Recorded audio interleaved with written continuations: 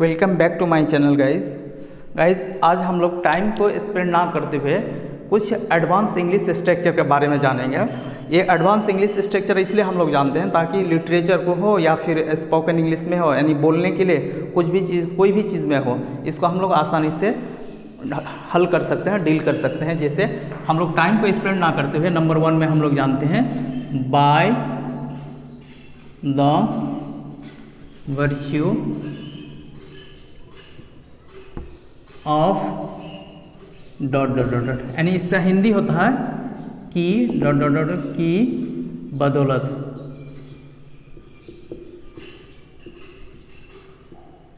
जैसे आपके बदौलत, तो क्या कर देना है, by the virtue of you, by the virtue of you, यानी आपके बदौलत, राहुल के बदौलत। तो क्या हो जाएगा, बाय द विर्च्यू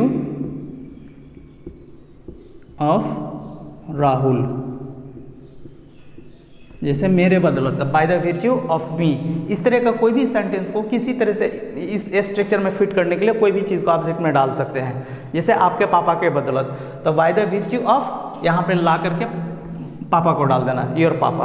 तो आई थिंक ये समझ गए हैं। अब हम लोग आगे की ओर जानते हैं इसको सेट कैसे करना है। तो इसको सेट ऐसे करते हैं, sentence plus by the virtue dot dot, यानी सेंटेंस को पहले रख देंगे, उसके बाद बाय द विर्च्यू, उसका डॉट डॉट कोई भी। जैसे हम कहेंगे कि मेरे बदौलत राहुल को नौकरी मिली, यानी मेरे बदौलत राहुल को नौकरी मिली। तो कैसे बोलना है सेंटेंस को, राहुल को नौकरी मिली, पहले ये बोल देना है Rahul got job, got a job by the virtue of, किसके बदौलत, मेरे बदौलत, तो मेरे मी डाल देना है। तो ये चीज़ आप लोग समझ गए होंगे। जैसे आपके पापा के बदौलत मैं एक डॉक्टर हूँ, तो I am a doctor by the virtue of your papa, यानी आपके पापा के बदौलत मैं एक डॉक्टर हूँ। आई होप इस स्ट्रक्चर को आप लोग समझ गए होंगे। And by the virtue of, यानी की बदौलत, सेंटेंस को डाल देना, फिर by the virtue of dot dot ये डाल देना। जैसे Rahul got a job by the virtue of me. तो आई होप इस स्ट्रक्चर को आप लोग समझ गए होंगे। अब स्ट्रक्चर दूसरा को जानते हैं, सेकेंड स्ट्रक्चर को जानते हैं।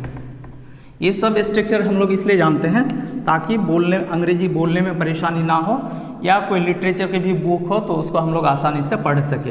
और रूल नंबर दूसरा में जानते हैं बाय द वे। इसका आप लोग हिंदी जानते हैं कहीं, तो एक ही हिंदी जानते हैं, लेकिन आज हम जानते हैं इसका दूसरा हिंदी वैसे। वैसे जैसे अब हम बोलेंगे वैसे तुम जा कहाँ रहे हो, वैसे तुम कर क्या रहे हो आजकल, इस तरह का बोलते हैं ना। तो इस तरह की बात जो भी आएगी तो इसमें सेट कर देना है, ठीक है। अब इसको सेंटेंस का शुरू में भी रख सकते हैं, लास्ट में, या पहले हम लोग रख देते हैं by the way coma plus sentence.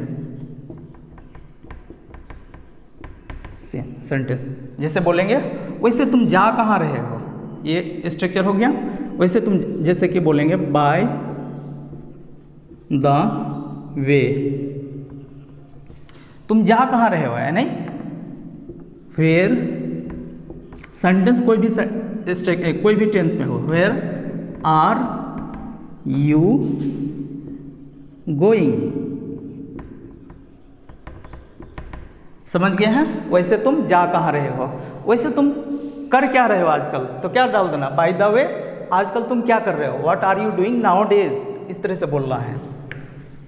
दूसरा स्ट्रक्चर को समझ गए हैं आप लोग। इसमें एक सेंटेंस और ले लेते हैं, जैसे कि बोलते हैं वैसे तुम पढ़ क्या रहे हो, बोलते हैं ना इस तरह से। तो बाय द वे, कोमा पढ़ क्या रहे हो, what are you reading. I hope ये समझ गया होंगे कि वैसे कि जहाँ पे भी बात आएगी तो बाय द वे को डाल देना है। चलिए अब हम लोग अगला स्ट्रक्चर को जानते हैं।